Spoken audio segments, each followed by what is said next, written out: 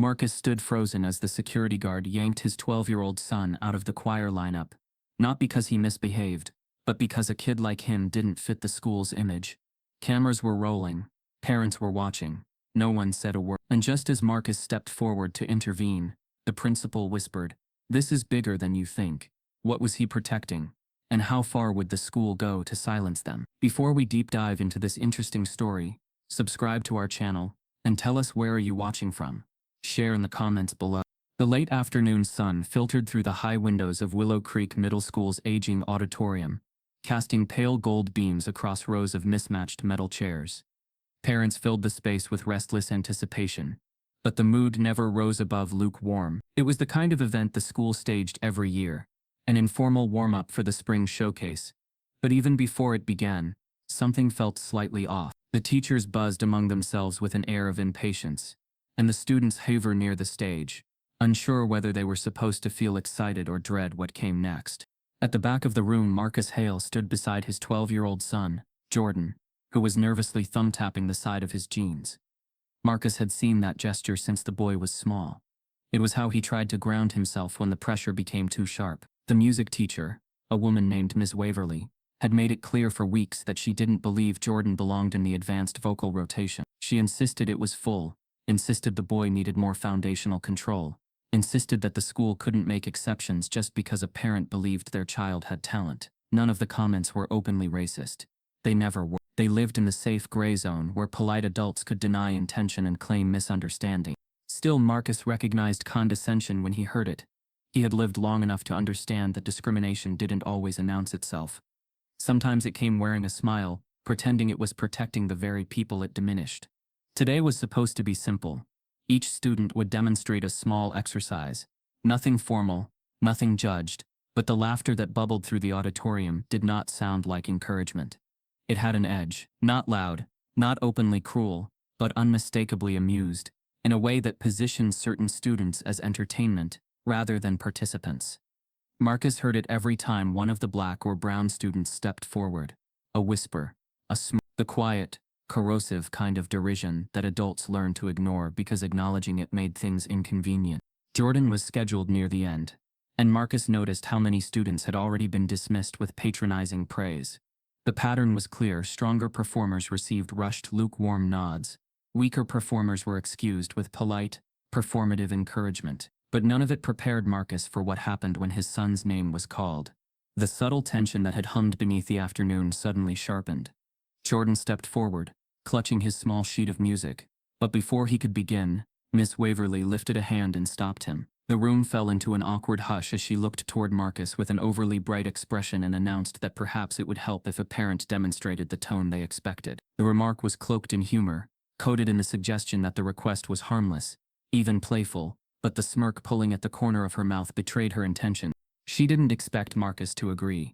She expected him to be embarrassed. What struck Marcus hardest was not the teacher's tone, but the way several parents stifled grins, as though the moment had been whispered among them beforehand. The assumption lived openly in their eyes. A black father wouldn't know anything about musicality, discipline, or the refinement they associated with the arts. They saw him as a novelty, someone whose value existed only in how entertaining his discomfort could be. Jordan froze. His shoulders tightened as if absorbing a hit, and Marcus felt something inside his chest twist sharply. He had spent years reminding his son that the world wouldn't always be fair, but being prepared for that reality didn't soften the pain of seeing it arrive. Marcus stepped forward, not because he wanted attention, but because walking away would only deepen the humiliation settling over his son like a heavy coat. The laughter in the room made it clear. Refusing the teacher's invitation would be interpreted as confirmation of everything they already assumed. He approached the stage slowly, feeling the weight of 100 speculative stares. The soundscape of the room shifted. People leaned forward with anticipation, amused by the idea that he might embarrass himself. Even some of the students exchanged glances, conditioned by the school's culture to regard anything outside their narrow norm as unworthy. Marcus didn't respond to anyone, not with a smile, not with a joke. His silence unsettled several parents who expected him to play into the caricature they had already projected onto him. Instead, he climbed the small two-step riser with calm, deliberate movements. His presence alone began to alter the atmosphere, though no one could explain why. The teacher extended the handheld microphone. The gesture looked polite, but something about the angle slightly lower than necessary, as if offered to a child, carried a quiet insult. Marcus accepted it anyway. He looked at Jordan. Not a word passed between them. Everything they needed had already been communicated in the tension of the previous minutes. The humiliation, the expectation, and the silent plea for reassurance. A hush spread across the room as Marcus inhaled. It was not a nervous breath. It was steady, almost unnervingly controlled, and the audience registered that small detail with a ripple of surprise. Something shifted in the space the moment air filled his lungs. Even the children stopped fidgeting. Marcus didn't begin with a burst of sound. He didn't rush. He allowed the quiet to deepen until the room stilled completely, as though the air were thickening in anticipation of something it hadn't experienced before. The teacher's smirk faltered for the first time. She leaned back a fraction, suddenly unsure whether the moment was still under her control. The silence grew heavier. Marcus lifted his chin slightly. His eyes, steady and unreadable, scanned the room once, just once, enough to make everyone aware that he saw them, understood them, and was not intimidated by any of them. His composure disrupted the narrative they had rehearsed in their minds. This wasn't the flustered father they expected. This was a man who had learned to carry himself through rooms that underestimated him long before this one existed. In that pause before sound, a strange energy took hold of the auditorium. Parents who had been laughing now sat rigid, their amusement drying into something closer to discomfort. Students leaned in, sensing a shift in the performance order, an unscripted moment more compelling than anything planned. Jordan watched his father with wide eyes.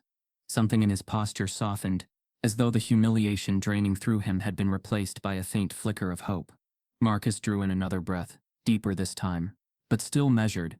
It was the kind of inhale singers use to anchor their core, support their resonance, and prepare for projection that didn't strain. A few parents exchanged surprised glances, beginning to suspect that they had misjudged the situation completely. The teacher's fingers tightened around her clipboard. Marcus exhaled slowly, shaping the breath in a way only someone trained in voice control would instinctively understand. The slightest vibration hovered at the edge of the quiet. It was barely a sound, more a suggestion of one, but enough to make the audience lean in as if compelled by something magnetic. The auditorium had grown so silent that even the building's old ventilation system seemed to pause. A moment earlier, many had been amused at the idea of him performing. Now not one person dared shift in their chair. No one expected what came next. Because the second Marcus opened his mouth, not even to sing yet, but simply to begin, the atmosphere around him changed, with such clarity that the entire room recognized it simultaneously. His presence was not that of a man cornered into humiliation, but of someone who had long carried a gift he never boasted about. The shift was unmistakable, palpable, transformative. It was the kind of moment that rewrote assumptions in an instant. Parents who had worn smug expressions now blinked rapidly, suddenly unsure of their footing. Miss Waverly's posture tightened.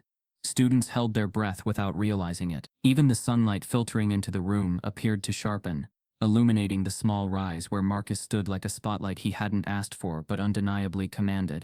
The tension didn't break. It deepened. Marcus hadn't sung a note yet, but the room already understood that whatever they had expected from him was wrong. Completely wrong. And as he took that final preparatory breath, drawing the entire auditorium into an even thicker, more electric silence, the shift became so overwhelming that no one could look away. Something was different about him. Something no one in that room was prepared to hear. As Marcus inhaled fully, ready to unleash what none of them expected, the entire auditorium went dead silent. Every instinct suggested that whatever was about to leave his lungs would change everything. For several seconds after Marcus released the final note, the auditorium remained suspended in stunned, unnatural quiet. It was not the pause that followed a good performance. It was the kind of silence people fell into when confronted with something they hadn't accounted for, a truth that contradicted every quiet assumption they'd carried into the room. Then finally, applause broke through. It was hesitant at first, scattered across the audience, but it grew into something louder, though not warm, not embracing. More like the applause people used when they didn't know what else to do. Marcus didn't bow. He didn't smile. He simply placed the microphone back on the stand and stepped off the riser, giving Jordan a calm nod meant to ground him. But Jordan didn't move. He stood frozen with a mixture of awe and confusion, as though the world around him had shifted in a direction he didn't yet understand. Ms. Waverly forced a bright, brittle laugh and said something along the lines of, "Well, that was unexpected," but her voice wavered at the edges. She was no longer amused. She was unsettled in a way that tightened her jaw and thinned her smile. She ushered the next student forward abruptly, eager to re-establish control of the room and erase the moment that had stolen it from her. Yet no one fully regained focus. Instead, pockets of whispers began spreading through the auditorium. Soft, darting remarks trading suspicion more than admiration. Every stolen glance toward Marcus carried an unspoken question. And every glance toward Jordan carried something sharper: doubt, irritation, something uneasy in its calculation. After the event ended, students scattered toward the exits, buzzing like static from a malfunctioning speaker. Marcus placed a steady hand on Jordan's shoulder to guide him through the crowd, but even as they walked, the whispers trailed behind them like a cold breeze. A blonde parent muttered to another, "I had no idea he could sing like that. It was surprising." Her friend replied, lowering her voice, "Surprising, yes, but maybe too surprising. Does he even have training? It didn't sound natural." Another parent chimed in, "People don't just sing that way out of nowhere. Someone must have coached him. Or maybe they used some sort of track at home. You never know." Marcus heard each line with painful clarity. Jordan did too. His shoulders curled inward as though shrinking from blows. He whispered, "They think it's fake, Dad." Marcus lowered his voice, soft but firm. "They think what they were never prepared to see." He wished the words could shield Jordan from the sting. But the boy's expression tightened further. He wasn't confused anymore. He was hurt. Students weren't any kinder. A few of the boys from Jordan's math class stared at him as he passed. One whispered, "No way, that's his real voice." Another laughed under his breath and said, "Maybe his dad sang for him, and he lip-synced." A third added, "Or maybe they auto-tune their stuff. People do all kinds of weird things at home." Jordan kept walking, but Marcus saw the way those comments dug into him. The whispers didn't just question his talent, they questioned his legitimacy in a space that already doubted he belonged. Outside, near the parking lot, the wind felt colder than earlier, as though the building itself expelled its own chill. Marcus opened the car door for Jordan, but before they could get inside, a voice called out behind them. It was Principal Adler, walking briskly with a rehearsed expression of congenial authority. "Mr. Hale," he said, offering a smile that didn't reach his eyes. "Impressive performance in there." Marcus responded carefully. "Thank you." Adler nodded, but something in his tone shifted. "Though I do want to make sure everything stays in proper context. We try to keep these student demonstrations centered on the kids. So, unexpected disruptions can create confusion." Jordan tensed, recognizing the implication. Marcus kept his voice steady. "There was no disruption. The teacher asked me to demonstrate." Adler gave a dismissive gesture. "Yes, well, Miss Waverly tends to improvise more than necessary. We'll be having a conversation about setting clearer boundaries moving forward." Jordan looked between the men, confused by the principal's sudden discomfort with something the teacher herself had orchestrated. But Marcus understood perfectly. Adler's concern wasn't about boundaries. It was about containment. A black father outshining the school's expectations unsettled the hierarchy silently maintained in suburban spaces like this one. The principal's smile hardened. "Just to be sure we avoid misunderstandings, perhaps we shouldn't repeat today's scenario at future events." "Understood," Marcus replied, though he knew Adler wasn't seeking understanding. He was issuing a warning wrapped in courtesy. They drove home quietly, the hum of the engine filling the space where Jordan's thoughts churned. When they reached their driveway, Jordan asked, "Dad, did I do something wrong?" "No," Marcus answered immediately. "You did everything right. They just weren't ready for it." Jordan stared at the floor of the car. "Why aren't they ready? Other kids sing. Other kids get excited when someone's good." Marcus searched for words that would be honest without breaking something in his son. "Some people build their world so small that anything outside it feels like a threat. Your voice didn't fit the picture they painted. That doesn't mean you were wrong. It means their picture was." Jordan nodded, but his face said the words hadn't eased the sting. That night, something strange happened. A video appeared online.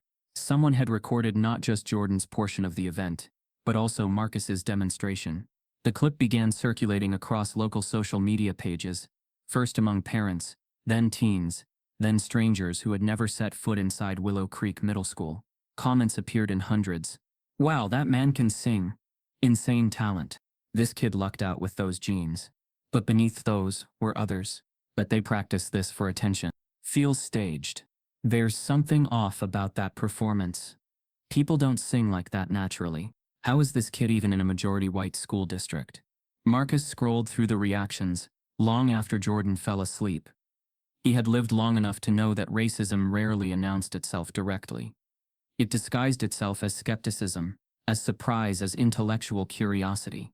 Racism always found a socially acceptable costume. But the part that unsettled him most was not the outside reactions. It was how the school responded the next morning.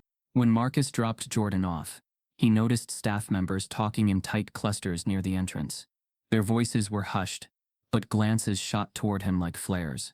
A few teachers gave forced smiles that collapsed the moment he passed them. Two students filming each other's reactions snickered when they saw Jordan. Inside the hallway, Jordan took just a few steps before two girls whispered loudly enough to be heard. He probably faked it. People like him always exaggerate. Jordan's cheeks flushed, and Marcus could see the instinctive tightening in his jaw. He touched Jordan's shoulder briefly. You walk in there the same boy you were yesterday. Nothing they say changes that. Jordan nodded but didn't meet his father's eyes.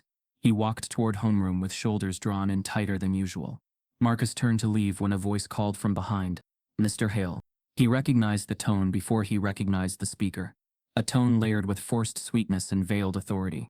It was Assistant Principal Melody Barnes, a woman known for her friendly facade and efficient handling of sensitive matters. A phrase Marcus had come to distrust.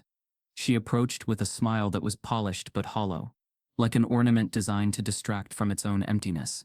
I wanted to have a quick word, she said, lowering her voice as though discussing something confidential. Quite a performance yesterday. Marcus simply nodded. Barnes continued. Some of the staff were surprised. We've had a number of parents reach out. She leaned closer, her voice softening into something falsely sympathetic. You know how communities can be. Sudden changes tend to unsettle people. Unaware, Marcus replied, his tone measured. Her smile widened just a touch, but the warmth in her eyes diminished. I just want to make sure things stay calm. We wouldn't want your son to be overwhelmed by expectations he can't sustain. Talent can be a heavy burden, especially for a child. There it was, the undertone suggesting that black excellence was dangerous when uncontained. That brilliance from the wrong background must be managed rather than encouraged. Marcus kept his voice even. Jordan can handle expectations. What he shouldn't have to handle is prejudice. Barnes blinked with polite incredulity. Prejudice? Oh no, no. I assure you, this is simply about maintaining balance in the program. Our community prefers consistency, predictability. It helps keep everyone comfortable. Marcus felt the anger coil in his chest but refused to let it surface as anything other than clarity. Comfort for whom? Barnes held her smile perfectly still, but a flicker of annoyance slipped through her composure. We'll talk more soon, she said, placing a hand lightly on his arm. Not warmly, but possessively, as though marking a boundary. But for now, let me leave you with a bit of guidance. Sometimes, stepping back keeps things from escalating. Her tone was gentle. Her meaning was not. She released his arm and straightened her blazer before offering one final smile, sharp as a blade, hidden behind satin. Just something to think about. And then unexpectedly she leaned in with a whisper so soft, only he could hear it.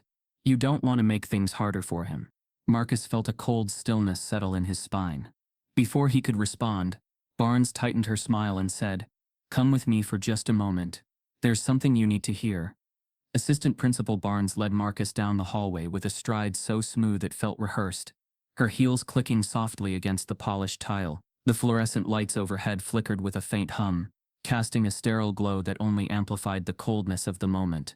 Marcus followed silently, his mind replaying her last whispered warning. He didn't know exactly what she planned to say, but he felt the weight of her intentions pressing heavily between his shoulder blades.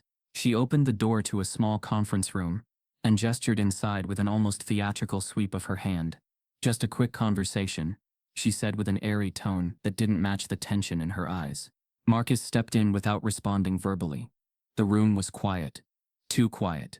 No stack of papers, no coffee mugs, no signs of a meeting. It didn't feel like a place for discussion. It felt like a place for something to be decided. Barnes closed the door behind them. I wanted to give you a heads up. she began, folding her hands neatly in front of her. Some of the staff have concerns about the attention Jordan's receiving. Marcus narrowed his eyes. Attention he didn't ask for. Perhaps not, she replied softly, but attention nonetheless. And with attention comes pressure, especially on students like him. Students like him? Marcus repeated, keeping his voice level but steady. Barnes didn't flinch. Students who don't traditionally stand out in our performance programs. You understand. He understood perfectly. She wasn't talking about talent. She was talking about race, about who was expected to excel and who was expected to stay invisible. But before he could respond, her phone buzzed sharply against the table.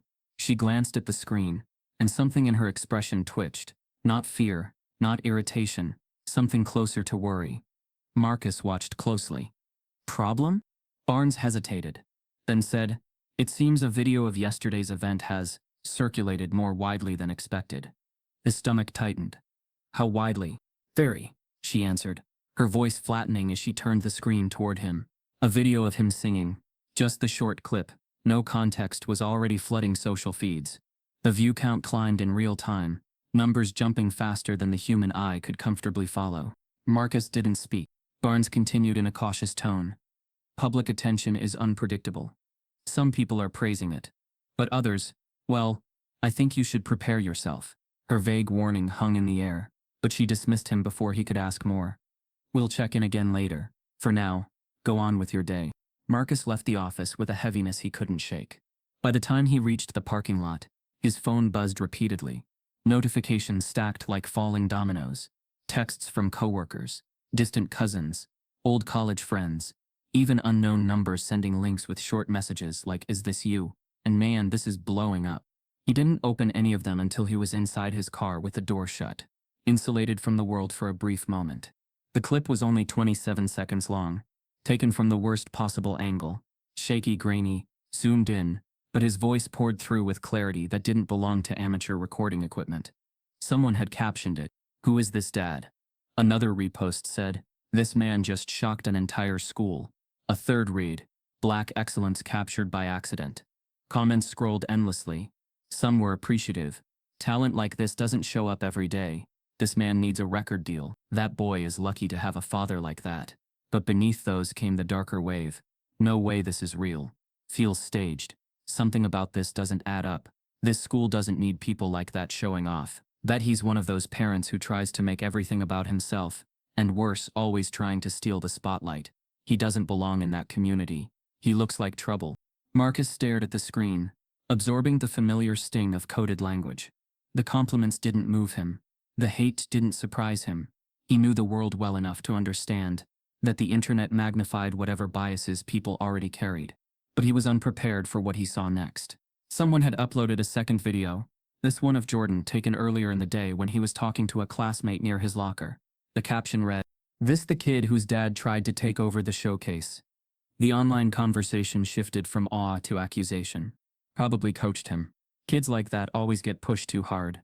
He didn't earn his spot. Watch, they're going to play the race card when things don't go their way. Marcus felt something tighten in his chest. They weren't attacking him anymore. They were attacking his son, a child. A quiet boy who wanted nothing more than to sing. He closed the videos and drove home, each breath growing heavier. He needed time to process, time to regain his balance before Jordan came home. But the world didn't give him time. When Jordan walked through the front door after school, his face betrayed the day he'd had. Shoulders slumped, eyes red from holding back tears too stubborn to fall. He dropped his backpack by the entryway and sat on the living room sofa without removing his jacket. Marcus sat beside him. "Rough day?" Jordan didn't answer immediately. Then, after swallowing hard, he whispered, "Everyone kept asking me why you tried to show off. They said you made the whole school look stupid." Marcus inhaled slowly. "I didn't sing to show off. I sang because the teacher asked." "That's not what they're saying online," Jordan murmured. Marcus frowned. "You saw the video?" "Everyone saw it," Jordan said. "They watched it right in front of me. Some were laughing. Some said my voice didn't matter, because yours overshadowed the performance. Someone even said that people like us always do too much." Marcus clenched his jaw. The conversation felt like a vise tightening around both of them. "Listen to me," he said gently. "You didn't do anything wrong. Neither did I."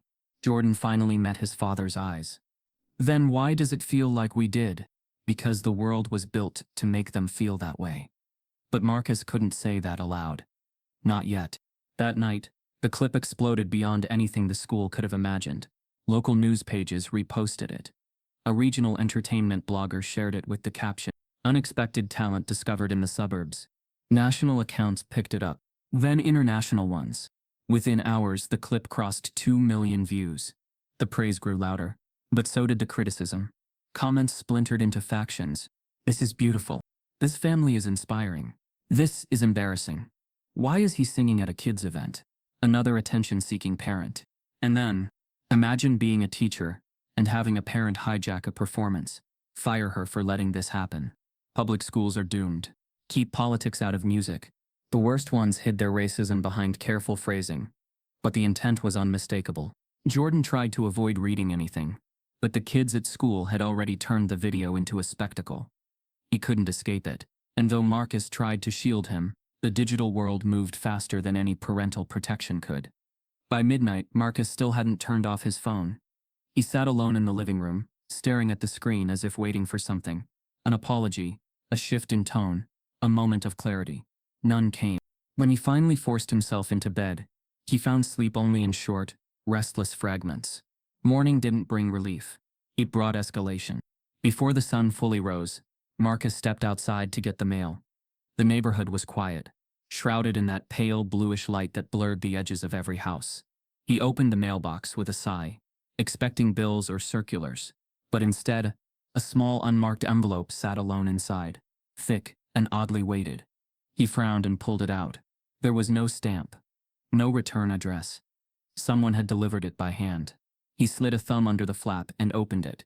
Inside was a single piece of folded paper, and something else, something heavier.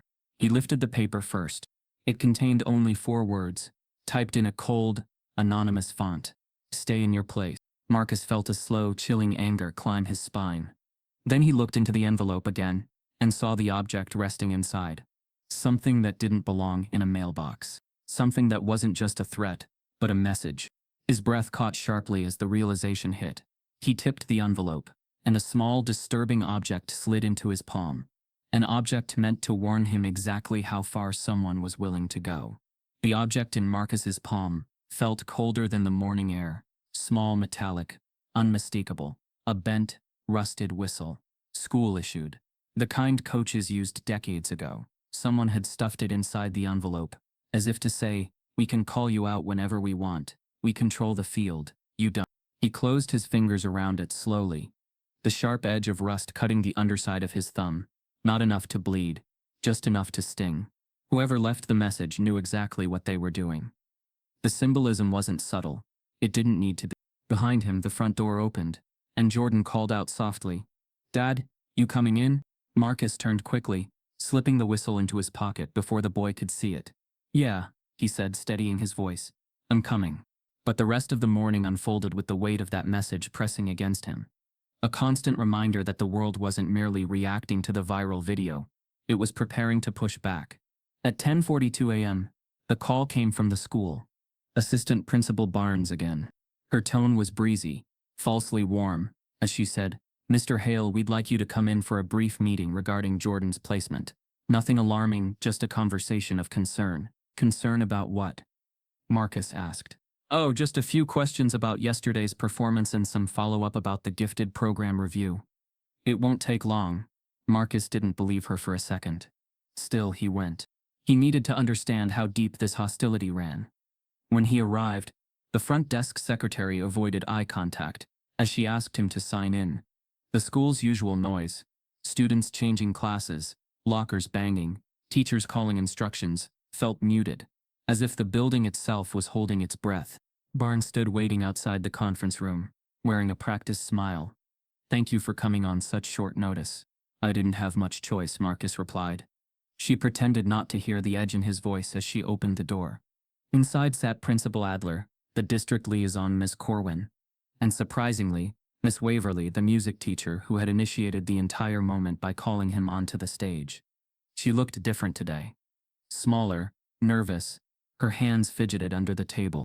Adler gestured to a chair. Please sit. We want to clarify a few matters. Marcus sat slowly. Then let's clarify. The principal folded his hands neatly. There's been some feedback regarding yesterday's event. I've seen some of it, Marcus said. Though I'm sure not all. Yes, well, Adler continued stiffly. The issue isn't the public reaction. It's the environment the performance created inside our school community. Marcus frowned. Environment? Barnes cut in, her voice soft but pointed. Some students felt overshadowed. Some parents feel the event was commandeered. Marcus blinked, stunned. I didn't commandeer anything. The teacher put me on the spot. All eyes turned to Waverly. She shifted uneasily before clearing her throat. I may have phrased my request poorly, she murmured. But it wasn't intended to change the tone of the event. That's exactly what happened, Corwin added flatly. And now we need to assess whether Jordan's placement in the advanced track is appropriate. Marcus stared at her.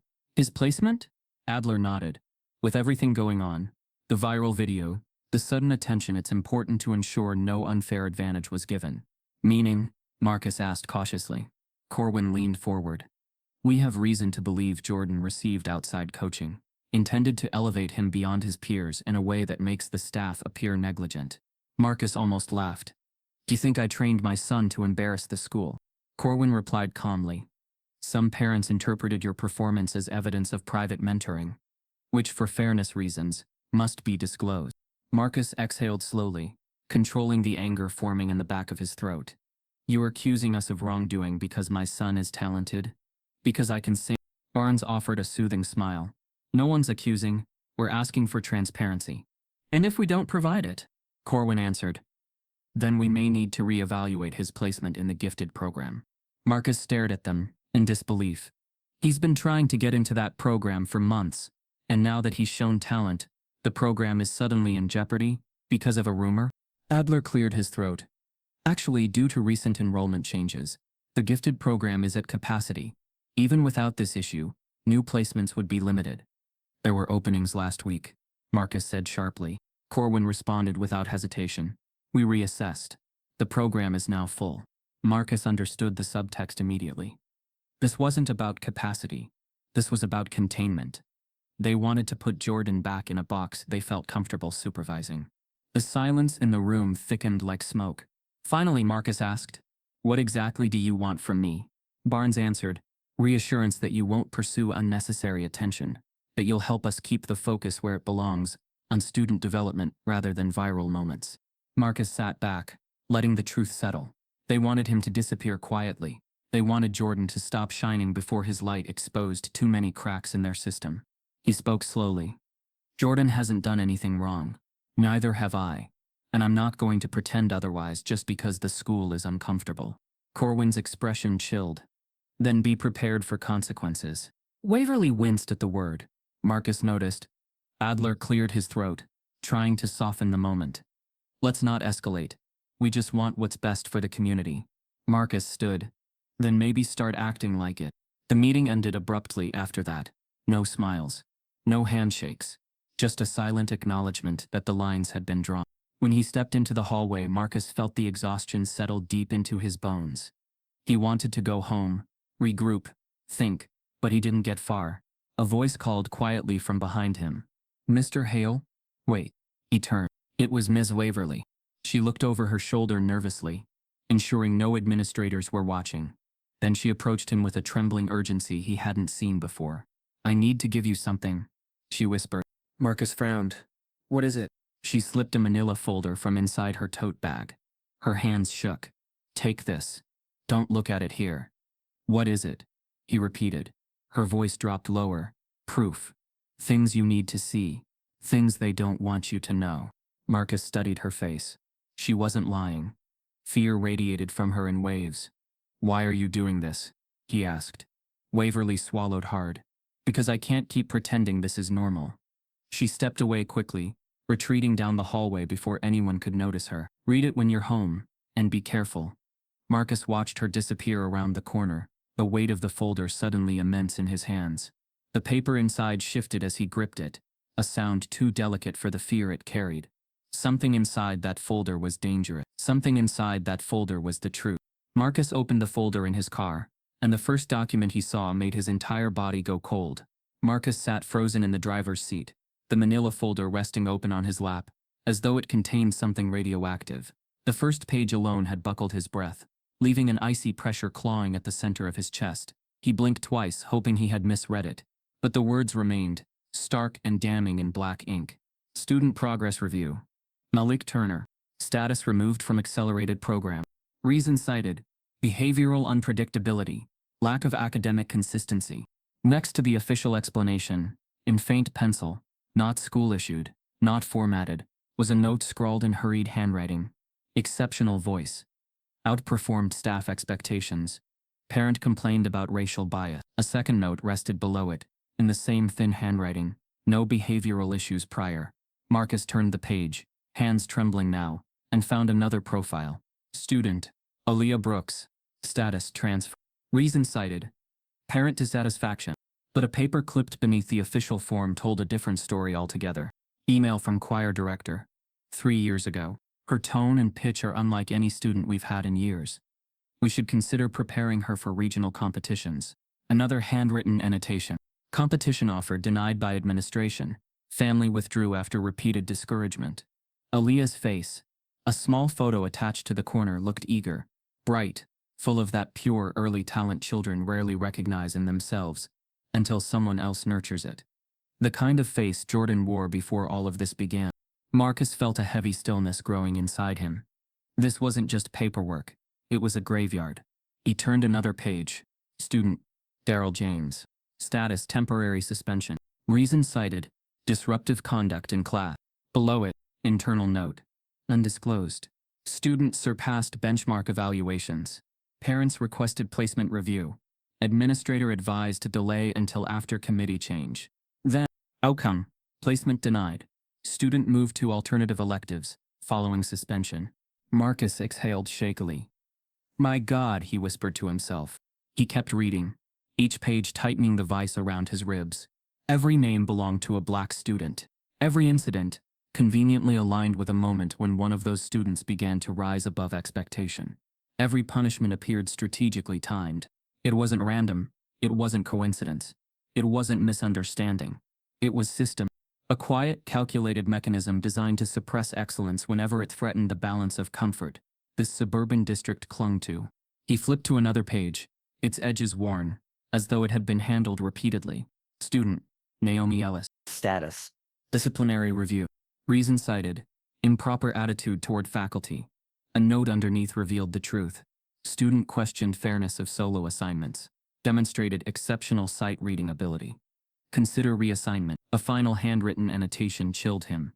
Removed from recital after outperforming staff child.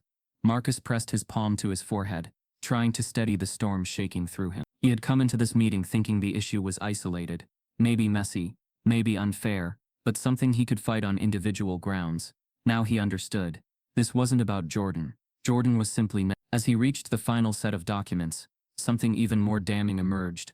A printed email exchange between administrators, partially redacted but still clear enough to paint the picture. From Principal Adler to Assistant Principal Barnes. Subject to vocal program adjustments. We need to reevaluate enrollment patterns.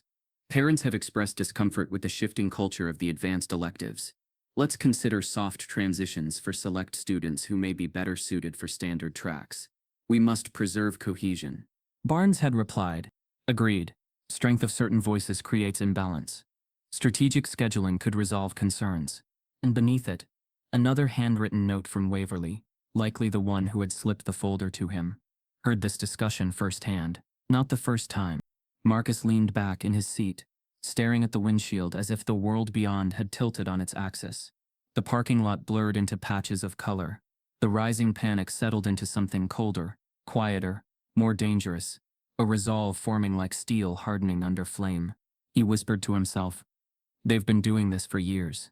His phone buzzed suddenly, dragging him back into the moment. A text from Jordan. Can you pick me up a little early today? Kids keep talking about the video, it's too much. Marcus closed his eyes. Jordan didn't know about the folder. He didn't know how deep the pattern went.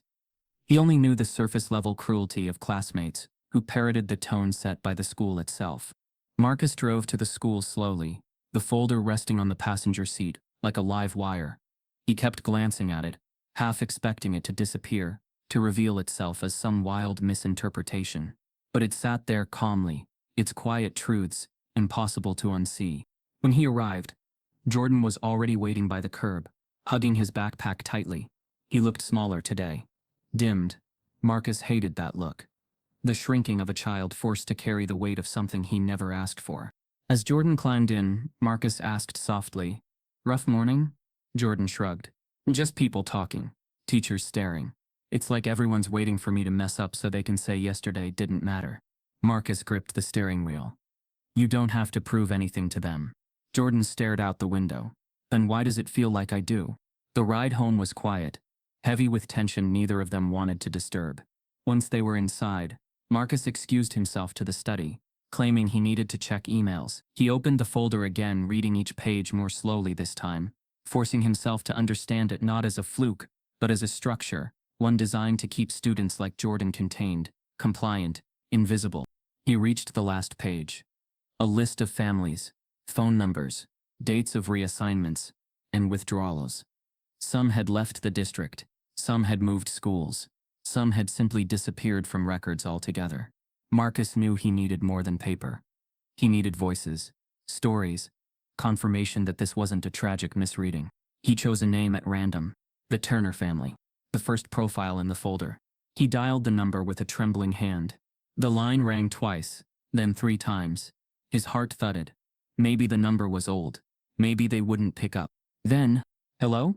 A man's voice, deep and guarded. Marcus cleared his throat. "My name is Marcus Hale. I know this might sound strange, but I'm calling because I think something happened to your son at Willow Creek Middle School." The line stayed silent long enough that Marcus wondered if the man had hung up. Then the man exhaled sharply. "You found the folder, didn't you?" Marcus froze. "You know about it." The man laughed, bitter, exhausted. "We lived it." Marcus swallowed. "I need to understand. What happened?" The man's voice dropped, low and steady. "They didn't just push my son out of the program, they came after us. They blamed him for things he didn't do. He was punished every time he showed promise. They made our lives hell until we had no choice but to leave." Marcus gripped the phone. "Why didn't you expose them? Why didn't you tell someone?" The man's answer came slowly, weighted with a pain that seemed to stretch across years. "We tried, and something happened that scared us into silence." Marcus felt his pulse quicken. "What happened?" A pause. A heavy one. Then the man whispered, "They threatened our boy. Not just his future, him. They made sure we understood what would happen if we didn't disappear." Marcus felt the room tilt. "What did they do?" he asked, barely breathing now. The man let out a shaky breath, voice cracking. "They sent us something. Something we never talk about. And if they're doing this to your son too, you need to be careful, because once they pick a target, they don't stop." Marcus felt a chill sweep through him. "What did they send you?" he whispered. On the other end of the line, the man hesitated, then finally said the words that made Marcus's blood run cold. "They sent the same thing you just found in your mailbox." The phone call with Malik Turner's father still echoed through Marcus's mind long after he ended the call. The warning, quiet, terrified, unmistakably truthful, clung to him like a damp chill that refused to evaporate. The rusted whistle in his mailbox had seemed disturbing enough, but knowing another family had received the same object sharpened the fear into something clearer, more predatory. Whatever was happening in this district wasn't new. It was tradition. Marcus sat in his study for several minutes, staring at the folders spread across the desk as if the documents themselves might rearrange into a less horrifying truth. But they didn't. Each page remained a silent confession. Children punished for being remarkable. Families punished for refusing silence. He rubbed his hands together, grounding himself, then scanned the list of contact numbers again. One name caught his eye. Brooks. He remembered the girl's photo. Aaliyah, bright eyes, perfect posture. A child who had loved music so deeply it radiated from the photograph like warmth. He dialed the number before he could talk himself out of it. A woman answered on the second ring. "Hello? Mrs. Brooks?" he asked, his voice gentle. "Yes. Who's speaking?" "My name is Marcus Hale. I'm calling about Willow Creek Middle School. About what happened to your daughter." A long pause, so long he wasn't sure she'd respond at all. Then a quiet exhale. "I hoped no one would ever need to ask me that again," she murmured. "I'm sorry," Marcus said, But I need to understand.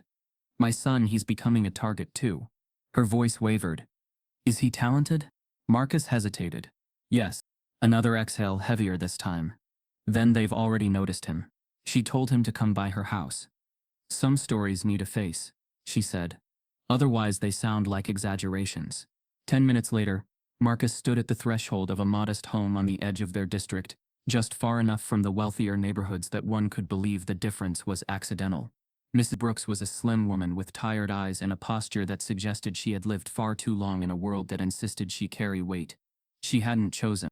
They sat in her living room, a space filled with framed photos and trophies that clearly belonged to her daughter, yet one wall was conspicuously empty. Blank hooks where plaques should have hung. She noticed his eyes. They took those from us, she said quietly, or made us return them, depending on how you phrase it. What happened? Marcus asked. She folded her hands tightly. Aaliyah led the choir for 2 years. Her pitch was perfect. Her tone, impossible to teach. A gift.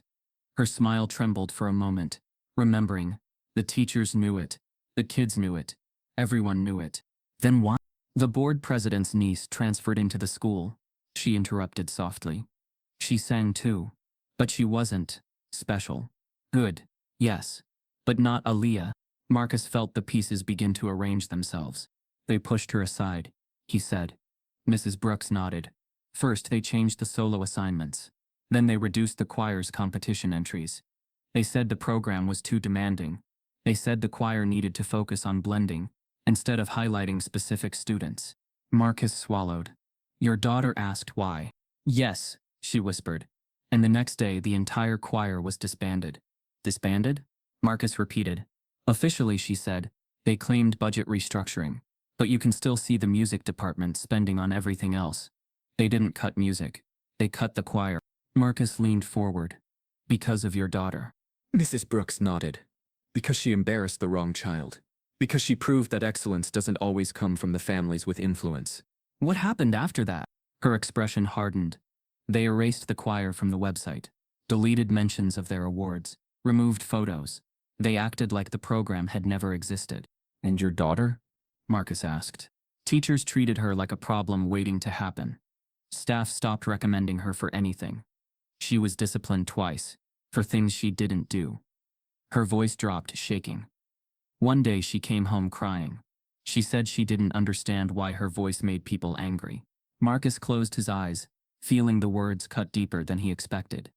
We moved after that, she continued.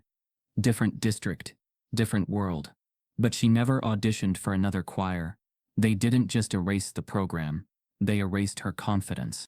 Marcus let the silence settle between them, a silence thick with rage, grief and recognition. What had happened to Aaliyah wasn't a glitch. It was precedent.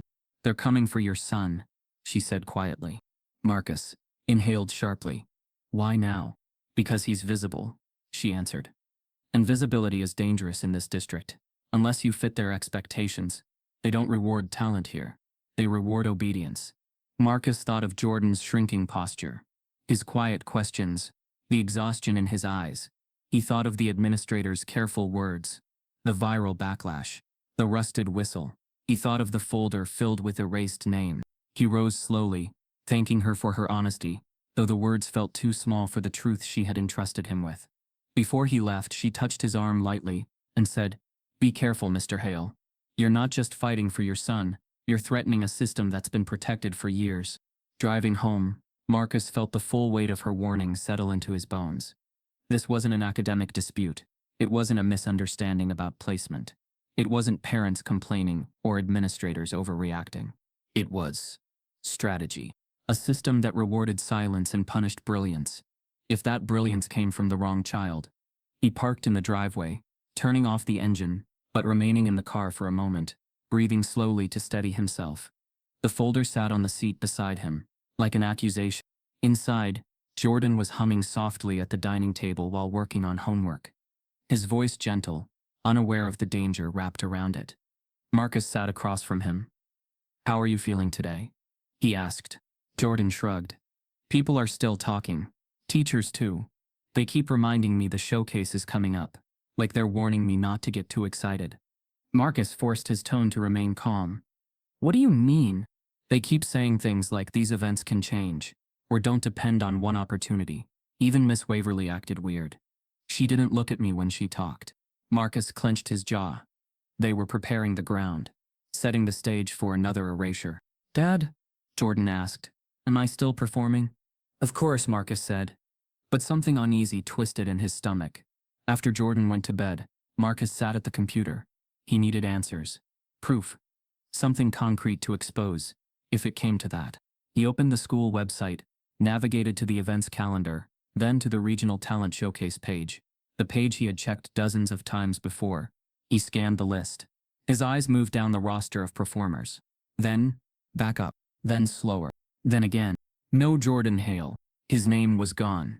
Marcus leaned toward the screen, pulse rising. He refreshed the page, reloaded it, cleared the cache, tried again. Nothing. Jordan had been erased. A sinking dread unfurled in his chest.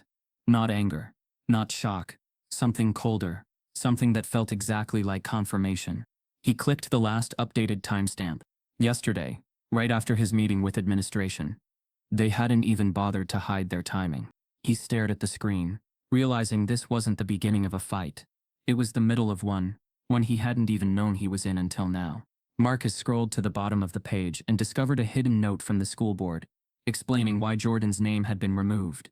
But the reason was far more sinister than he imagined. Marcus stared at the bottom of the school's event page, eyes fixed on the line of text that had appeared below the updated showcase roster. Lineup revised based on eligibility review and instructional recommendations. Students with unresolved academic documentation were removed to maintain event integrity. His stomach twisted. Unresolved academic documentation. It was a phrase constructed to sound neutral, clinical, procedural, but it meant one thing. Someone had fabricated a reason to cut Jordan. No notification, no conversation, just quiet removal, wrapped in bureaucratic language. Marcus leaned back in his chair, pulse pounding in his ears. It wasn't just a clerical adjustment. It was deliberate, targeted. The final step in a pattern he now recognized in chilling detail. He picked up the phone. The secretary answered with her usual cheerful tone, but Marcus didn't bother with pleasantries. Put me through to Principal Adler. Now. She paused. I'm not sure. Now, Marcus repeated. A few moments later, the line clicked. Mr. Hale, Adler said, tone smooth, feigning surprise. Is everything all right? You removed my son from the regional showcase. There was a beat of silence. Then there seems to have been a small error in the registration. No, Marcus cut in. Don't insult me. There was no error. There was an agenda. Adler's voice flattened. If you'd like to come in and discuss this. I'm not coming in, Marcus snapped. I'm demanding that you correct it. Now. Before I contact the showcase committee myself. Adler shifted tones again, now cautious. I'll have to speak with the district coordinator. These decisions involve multiple departments. Then I suggest you speak quickly, Marcus replied, and hung up. Within hours, an email arrived. Short, cold. Upon further review, Jordan Hale's eligibility for the regional showcase has been reinstated. His name will be re-added to the online roster. No apology, no explanation, just a reluctant backpedal, under pressure. Marcus knew what this meant. The school had tried to erase his son quietly. Now forced to reinstate him, they'd likely find other ways to humiliate him on the stage. He'd seen it before. Technical errors, missed cues, timing mistakes that always seemed to target the same students. He sat Jordan down that night. They put you back on the list, he said. But this isn't over. Jordan looked confused. I don't get it. If they didn't want me to sing, why let me back? Because they have to now, Marcus said. But that doesn't mean they'll play fair. Jordan nodded slowly. What do I do? You sing, Marcus said. You stand there, and you remind them who you are. The day of the regional showcase arrived like a storm, tense, sharp, unpredictable. Held in the sprawling auditorium of a local arts academy, the event drew students from across the county, each carrying hopes, nerves, and dreams in equal measure. But as Marcus and Jordan arrived, there was a different energy in the air. Polite smiles stretched too tight. Staff avoided eye contact. Judges whispered behind clipboards. Jordan wore his best button-down shirt, his music folder clutched to his chest like armor.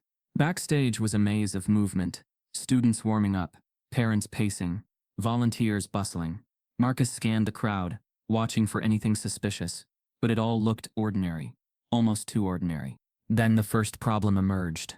A volunteer coordinator approached, clipboard in hand. "Is Jordan Hale here?" Jordan stepped forward.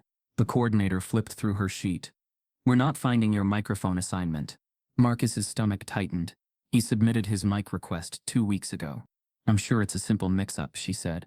But her eyes darted away. They followed her to the equipment table.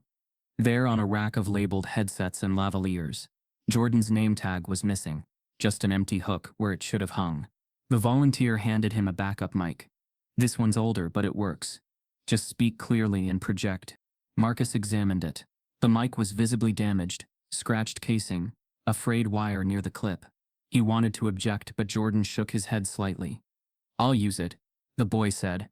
"I just need to sing." Marcus felt a flash of pride and dread. Jordan had inherited his resilience, but that didn't mean the world would treat it kindly.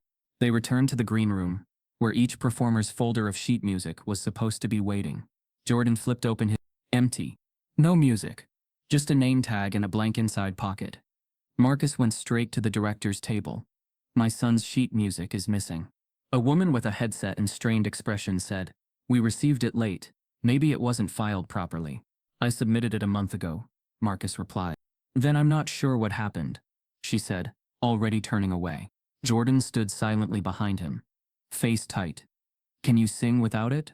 Marcus asked quietly. Jordan nodded. "I've practiced it every night." Marcus placed a hand on his shoulder. "Then go out there and let them regret trying to break that." As the performers rotated through their spots, Jordan watched from the wings, shoulders square, eyes focused. The audience clapped politely for each act, but the energy was flat, rehearsed. No one was risking anything. No one was reaching. When Jordan's name was finally called, there was a strange pause, longer than for the others. As if the announcer hesitated, reconsidering. Next up, Jordan Hale, representing Willow Creek. Some applause. Mostly quiet. He stepped onto the stage. Marcus watched from the far aisle, heart pounding. He could see a judge in the front row whisper something to another, lips barely moving. The third judge, a man Marcus recognized from the district's arts board, didn't clap at all. Jordan adjusted the mic clip to his collar. It slipped twice. Marcus clenched his fists. The piano cue started, then stuttered, then stopped. The accompanist, a gray-haired man with narrowed eyes, looked up from the bench. "Can we get confirmation on the key?" he asked loudly, pointedly. Jordan stepped closer. "F major."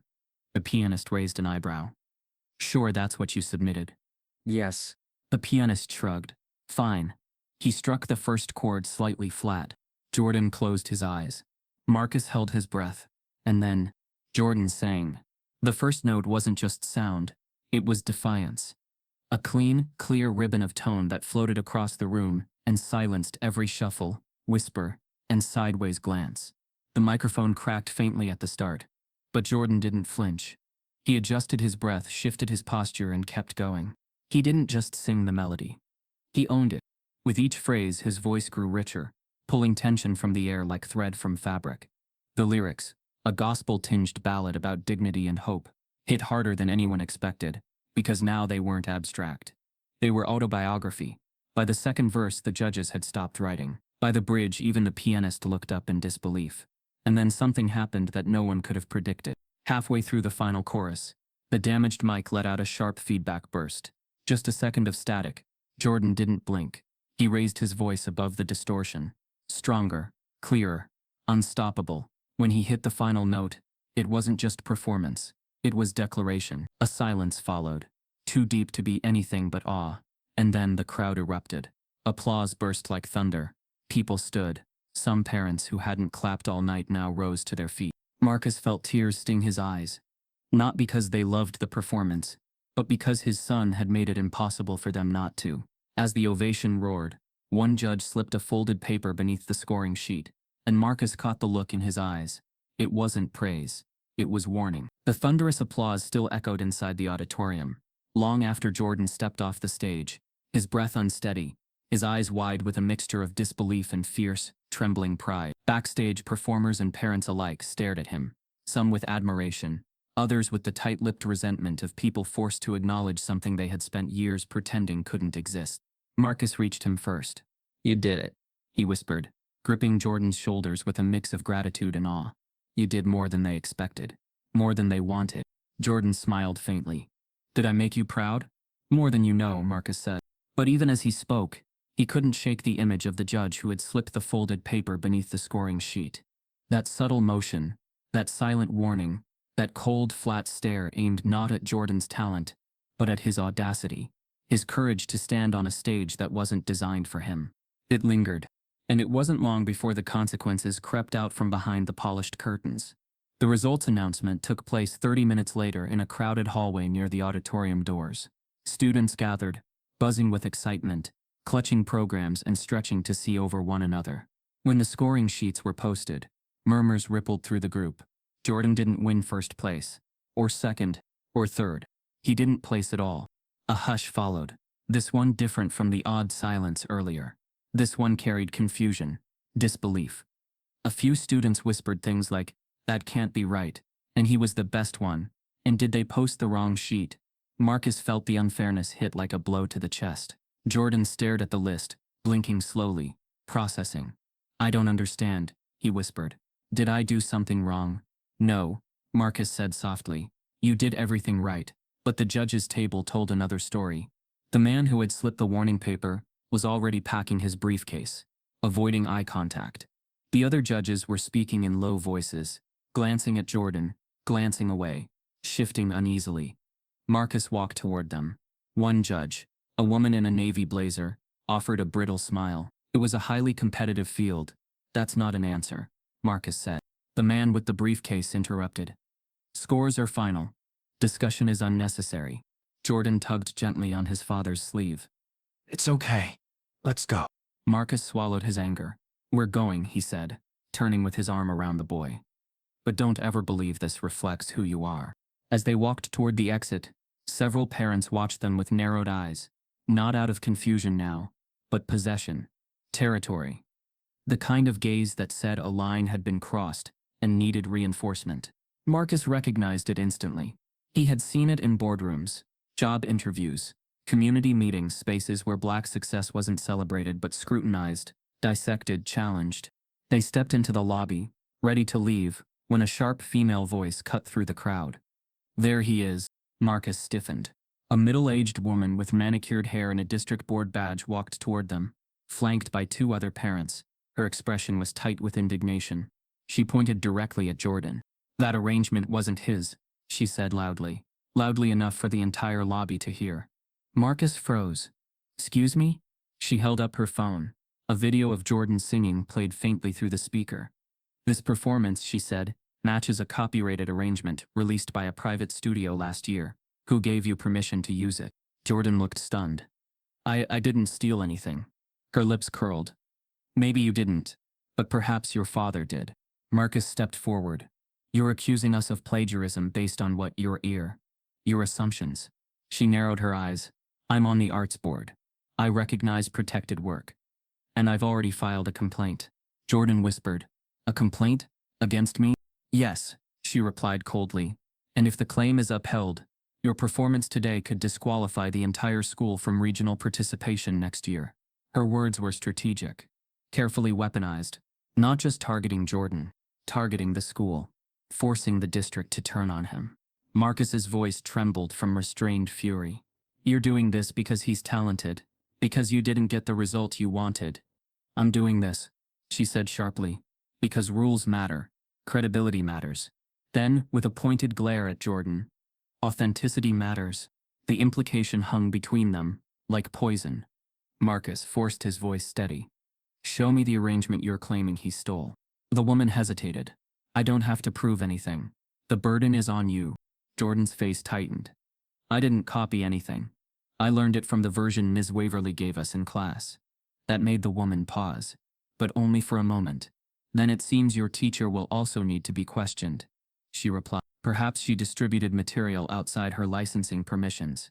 Marcus felt something cold drop into place. This wasn't a misunderstanding. This was strategic retaliation. Punish the boy, discredit the father, remove the threat, and restore the hierarchy. A nearby parent chimed in. I heard his dad saying something similar yesterday. Maybe he coached him using someone else's work. Another muttered. The whole thing felt too polished. Marcus turned to them, voice firm. My son practiced. He earned that performance. The board mother crossed her arms. That's not what people are saying. People. Marcus repeated, incredulous. Which people? She smiled. A controlled, victorious smile. Enough. Jordan stepped closer to his father, shoulders trembling. Dad, can they really do this? Marcus placed a steady hand on his back. They can try. The board mother lifted her phone. I've already submitted documentation to the district's Artistic Integrity Committee. You'll be notified. Marcus shook his head. You're using policy as a weapon. I'm using policy to protect standards, she said. Something this community values. Marcus spoke through gritted teeth. Say what you mean. Her eyes hardened. Your son's sudden rise is questionable. And there it was. The real accusation. How did a black boy from your family manage to be this good? Jordan whispered, his voice breaking. I didn't do anything wrong. Marcus looked at him with fierceness. I know, and they'll know too. But he wasn't sure. Not with a system. Not with how deep-rooted the patterns ran. The lobby began to empty as other families left. The board mother strutted away, satisfied with the damage she'd inflicted. Jordan's shoulders slumped as though the accusation itself weighed more than the truth could counterbalance. The walk toward the parking lot felt longer than the actual distance. The air had cooled, evening shadows stretching across the pavement, as if the day itself leaned away from what had happened inside. Jordan climbed into the passenger seat. Silent. Marcus sat behind the wheel, but didn't turn the ignition. The boy's silence felt heavier than the accusation. Talk to me, Marcus said softly. Jordan stared ahead, voice barely audible. I didn't steal anything. I know. But if people think I did, does the truth even matter? Marcus swallowed, the ache in his chest deepening. Truth matters, even when people pretend it doesn't. Jordan's eyes filled. Why are they doing this to me? Marcus hesitated, because the honest answer hurt too much to speak. But silence felt worse. Because you stood out, he whispered, and they want you to shrink. Jordan pressed his lips together. I won't. You shouldn't. A quiet determination flickered through the pain in the boy's face. Marcus started the engine, ready to leave, when a figure appeared at his window. A man holding a folded trench coat and wearing a pass around his neck that read Gust Access, Industry Observer. He tapped the glass politely. Marcus rolled the window down an inch. Can I help you? He asked, wary. The man smiled, not smug, not condescending. Earnest. My name's Clayton Reeves, he said. I'm a producer with Blue Ember Studios. Marcus blinked, confused. The music label. Yes. Clayton nodded. I was in the audience. I watched everything. The performance, the aftermath. Jordan wiped at his eyes, embarrassed. Clayton lowered his voice. Don't worry. I'm not here about what they're accusing him of. He reached into his coat pocket. I'm here because I know exactly where your son learned that arrangement. Marcus frowned. What do you mean? Clayton slipped a sleek business card through the window, meeting his eyes with unwavering certainty. I know the truth, he said, and it's going to change everything. Marcus stared at the card, and Clayton leaned in with a whisper that froze him in place. Because I'm the one who wrote the original arrangement they're claiming he stole. Marcus froze, the producer's words cutting through the cold air like a blade. Because I'm the one who wrote the original arrangement they're claiming he stole. Clayton Reeves didn't blink. He let the weight of the statement settle between them like a secret long held, but finally freed. In his hand the card gleamed faintly beneath the streetlight. Jordan, sitting in the passenger seat, looked between the two men, confused. Hopeful, scared. Marcus stepped out of the car. You wrote it? He asked cautiously. Then why would they say they're not interested in the truth? Clayton said calmly. They're interested in control. Marcus exhaled slowly. And you're just now stepping in? Clayton nodded once. Serious. Because tonight proved something I needed to see. Your son didn't just perform my piece. He gave it life, and then they tried to bury him for it. Marcus studied the man. Clean-cut, mid-40s, confident, but not arrogant. His expression held both sincerity and calculation. A man who had navigated spaces where talent alone was never enough. I didn't authorize this arrangement to schools, Clayton explained. But I did share a pre-release version with a handful of educators at a conference last year. I wanted young voices to try it before we finalized licensing. The only condition was no recording, no competition use. Marcus's heart dropped. So technically Jordan violated the rule? Technically, Clayton said. But no one at Willow Creek should have had access unless someone there got it through the back door. Marcus shook his head. You think they set him up? I think, Clayton replied. Someone knew what would happen if a black kid outperformed the expectations of this district using an arrangement that wasn't approved for him. Silence. Marcus felt the storm inside him tightening. Clayton lowered his voice.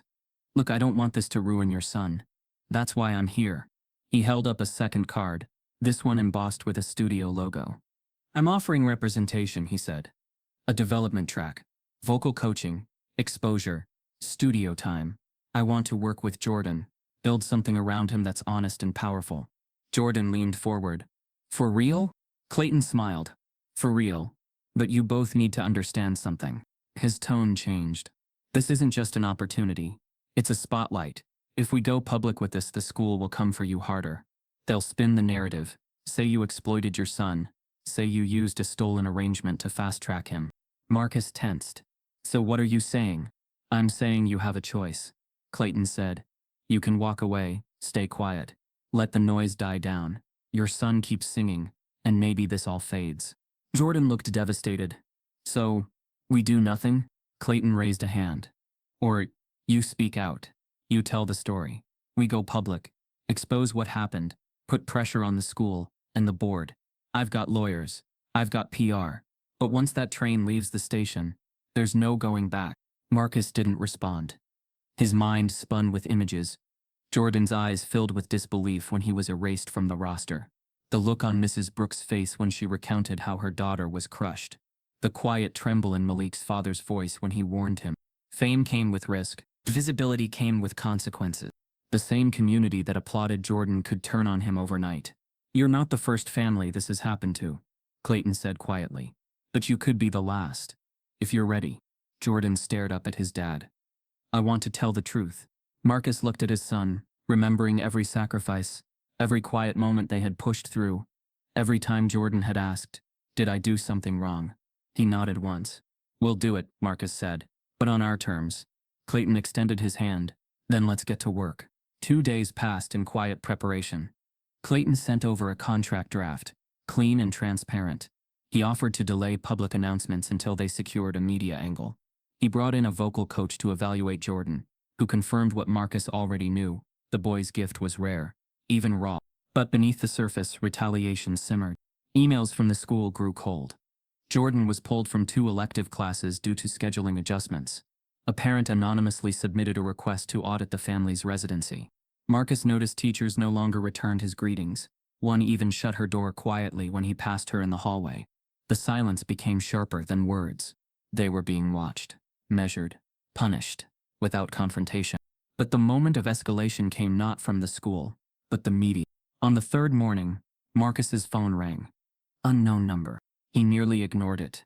But something told him to answer. Mr. Hale? The voice was crisp, professional, female. Yes? This is Camille Rhodes. I'm an education journalist. Independent. But I've contributed to The Atlantic and ProPublica. I've been following your son's case. Marcus paused. Following it? I was in the audience during the showcase, she said. I saw the sabotage. I saw the backlash. And I've been researching Willow Creek for years. Your son's story connects to something much bigger. Marcus sat upright. How did you get my number? I have sources inside the district. People who've seen what happens to families like yours. And I think it's time their voices are heard. Marcus went quiet. Camille continued. You're not alone. I have documents, internal emails, grade overrides, withdrawn recommendations. Things that show a pattern of discriminatory retaliation. His mind flashed back to the folder Waverly gave him. Camille said, I want to run a full-feature, long-form data-backed, with testimony. You'll have control, but I need you to go on record. Jordan appeared in the doorway of Marcus's study. Who is it? He asked quietly. Marcus covered the receiver. A journalist. She wants to help tell our story. Jordan looked down. Will it make a difference? Marcus turned back to the phone. What kind of impact are you talking about? Camille's voice sharpened. Public pressure. Policy change. Real exposure. But it won't be gentle. The school will deny everything. Some of your neighbors will turn. You'll be accused of making trouble. Of playing the victim. Marcus sighed. We're already being accused of that. Camille said something that surprised him. I know. They did it to my brother too. Different school. Same script. He stopped singing after they ruined his final year. The air between them changed. A shared grief. A shared cause. Marcus stood. If we do this, we do it with everything. Camille didn't hesitate. Then I'll send the first draft to review by morning. And Marcus, this will get loud. Be ready. He hung up, his hand trembling. The war wasn't just brewing now. It had begun. As Marcus turned from the desk, his phone buzzed again, this time with a single email attachment from Camille. And the subject line read, "You need to see what they wrote about your son." Marcus stared at the subject line. "You need to see what they wrote about your son." The email was from Camille Rhodes, time-stamped only minutes after their phone call. His chest tightened as he clicked open the message, feeling that deep, instinctive dread reserved for moments you can't unread, unhear, or unsee. Attached was a scanned image of an internal memo typed, dated, and printed on official Willow Creek Middle School letterhead. Camille had annotated the PDF, highlighting key sentences in yellow. Marcus's eyes scanned it line by line, the language getting sharper, colder, more revealing. Jordan Hale's performance trajectory raises concern, particularly due to his father's public involvement and the recent exposure from unauthorized media circulation. Another line.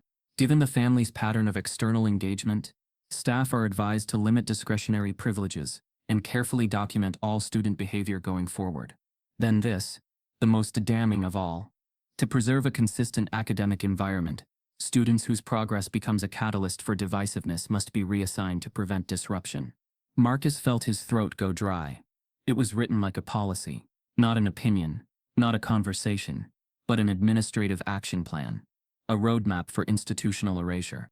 He turned in his chair slowly, sensing movement in the doorway.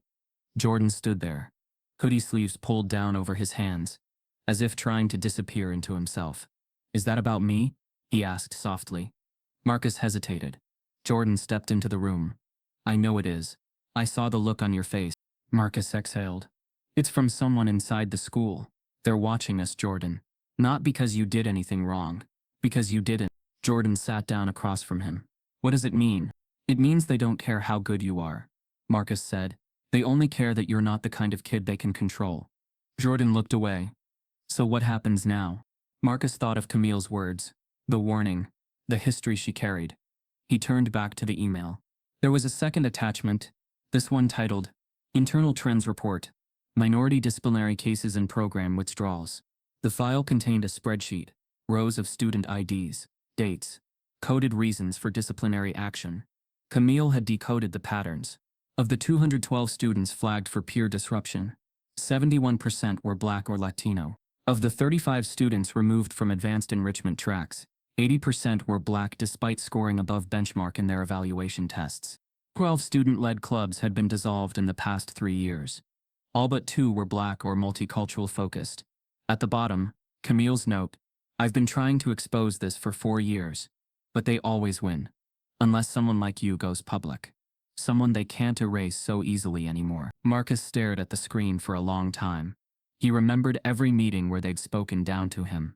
Every passive-aggressive smile from the principal. Every time they blamed Jordan's talent on outside help, like Black's skill needed to be explained, justified, minimized. Jordan broke the silence. Should we show people? Marcus turned to him. That's a big decision. I'm tired of shrinking, Jordan said quietly. I don't want to disappear just to make them comfortable. Marcus's throat tightened. Okay. He called Camille. Her voice answered on the first ring. I'm in, he said. Let's publish everything. Camille didn't ask if he was sure. She just said, it's already written. You get full review. But once we run it, be ready. By the end of the next day, the draft feature landed in Marcus's inbox. Camille's writing was sharp, unflinching. The article traced Jordan's journey from the initial performance through the accusations, then widened the lens to include Malik, Aaliyah, and others who had quietly been removed from opportunity. But the most powerful part came from inside the system. Camille had secured anonymous testimony from 2 teachers and 1 former staff member. One quote read, every time a Black student stood out too much, they'd find a reason to scale them back. The language was always vague. Classroom fit, team cohesion, emotional readiness. But we all knew what it meant. Another. I regret staying silent. I thought I was protecting my job, but I was protecting their racism. Marcus read the piece 3 times. He approved it. That night he and Jordan sat at the kitchen table, talking about what might happen once it went live. The conversations weren't easy. Marcus explained that not all attention would be kind, that the backlash might come fast and loud. But Jordan only asked one question. Do I still get to sing? Marcus nodded. Every time you want. That was enough. The article dropped the next morning. It spread fast, faster than Marcus expected. Within hours it hit the trending page of a major outlet. It was picked up by educational forums, black parent groups, civil rights circles. Some praised it. Some shared their own stories. Others tried to discredit it, labeling the family divisive, manipulative, seeking attention. But Camille had backed every claim with documentation. The school had no statement ready. Marcus's inbox flooded. A few reporters, one civil rights lawyer, a school parent who apologized for staying silent, and among it all, a private message from someone who signed only former board member. I know more. We need to talk. But the celebration was brief. That night, after dinner, Marcus heard a soft thud near the back of the house. He checked the door. Nothing.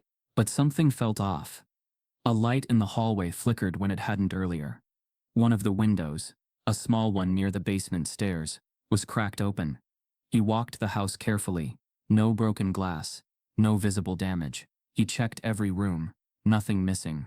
Until he reached Jordan's bedroom. His music stand was there. So were his headphones. His lyric notebook. But the compact vocal mic? Gone. The USB mixer? Gone. The SD card loaded with Jordan's original practice recordings? Missing. Marcus's heart dropped. He called for Jordan. The boy came upstairs with wide eyes. What's wrong? Did you move your equipment? No, Jordan said, stepping into the room. Wait, where's the mic? They both scanned the space. The rest of the room was untouched. Just the recording gear vanished. Marcus checked the window. No prints. No obvious marks. The lock had been popped with something thin, clean, expert. He pulled out his phone and called Camille. Her voice was urgent. What happened? He told her everything. Her response came fast. That wasn't random. That's intimidation. Marcus felt his hands go cold. Should I call the police? You can, she said. But be careful. If this goes through official channels, the story could get buried fast. You need evidence. Cameras. Protection. Marcus turned toward his son, who stood by the empty space where his mic used to be. Jordan's voice cracked. Why would they take my music? Marcus answered without looking away from the window. Because your voice scares them more than anything else. Marcus stepped into the hallway to grab his phone charger, only to find a single envelope taped to the wall outside Jordan's room, with a message scrawled in red ink. Next time it won't just be equipment. The envelope was taped just above the doorframe. White, plain, unmarked, except for 5 words in uneven red ink. Next time, it won't just be equipment. Marcus froze, the hallway suddenly feeling narrower, darker, colder. The words weren't handwritten. They had been printed and cut out, magazine style, glued like a ransom note. The tape holding the envelope was surgical, clean. Whoever left it had been careful, deliberate. He didn't touch it right away. He stared at it, heart pounding, mind racing through every possibility. Was it a prank? A threat from the school? Someone watching them? The timing was too perfect, too close to the article drop, too intentional. Jordan called from his bedroom. Dad? What is it? Marcus didn't answer. He slowly peeled the envelope from the wall, keeping it sealed as he brought it into the kitchen. He placed it on the table and took photos from every angle, hands trembling slightly. Then he called Camille. She picked up instantly. Tell me. There was a message taped outside Jordan's door, Marcus said, keeping his voice low. They threatened him again. Camille didn't sound surprised. They're escalating. They can't control the story anymore, so they're trying to control the fear. I'm calling the police. Camille paused. Just make sure you keep copies of everything. This kind of case disappears fast without a paper trail. I will. And Marcus? She added, voice tight. They're trying to make you stop. Don't. He hung up and made the report. 2 uniformed officers came by within an hour, their questions curt and rehearsed. They looked at the note, took down Marcus's statement, and left with non-committal promises about further investigation. One of them, a younger cop, even asked if Marcus had any enemies from his old job.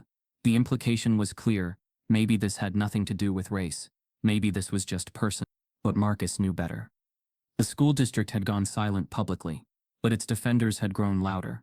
In the 24 hours since the article ran, community groups had split into two camps: those supporting the Hale family, and those accusing them of bringing drama into the school system. Local news got wind of it. One outlet requested an on-camera interview. Marcus agreed. He sat in front of the camera, with the same steady presence that once held rooms at corporate board meetings. Only this time he wasn't defending a quarterly budget. He was defending his son's right to exist in a system that hadn't been built for him. He didn't ask for fame, Marcus said. He didn't seek attention. He sang. He excelled. And they tried to erase him for it. The anchor nodded gravely. And what do you think they're afraid of? Marcus didn't hesitate. They're afraid of brilliance they can't control. And they're especially afraid when that brilliance comes wrapped in black skin.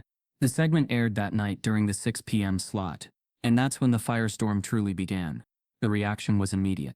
Within hours, the Hales' front lawn was filled with signs of both support and condemnation. Handmade posters from local black families were propped against the walkway. "We believe Jordan. Let our kids shine. No more silence." But also, "Stop dividing our schools. Discipline matters more than talent. Respect the system." Social media threads exploded with debate. Some praised Marcus for speaking truth to power. Others accused him of weaponizing race and poisoning the community. And then, the school responded. Not through a press conference. Not through an apology. But through an email sent to parents, subtly titled, "Maintaining Academic Integrity During Community Tensions." Inside was a quiet bombshell. Due to recent disruptions and concerns surrounding external media attention, a decision has been made to temporarily suspend select students for their well-being and the restoration of campus order. They didn't name him, but Marcus knew. An hour later, an official email came directly to their inbox. Subject: temporary student suspension. Jordan Hale. Reason: disruptive impact on academic environment. Jordan read it in silence. His face didn't crack.